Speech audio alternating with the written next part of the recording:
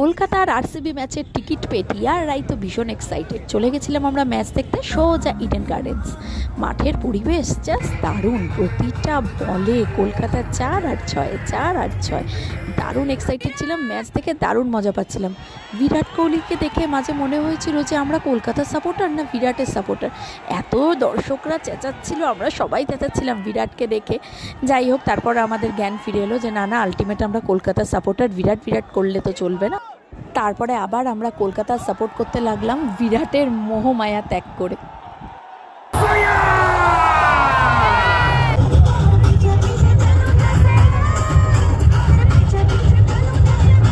দারুণ দুর্ধর্ষ একটা ম্যাচ দেখে নিয়েছিলাম। যেমন কলকাতা মেরেছিল তেমনই আরসিবিও জবাব দিয়েছিল। বাট আলটিমেট উইনার হলো আমাদের কেকেআর। করবো লড়বো জিতবো রে।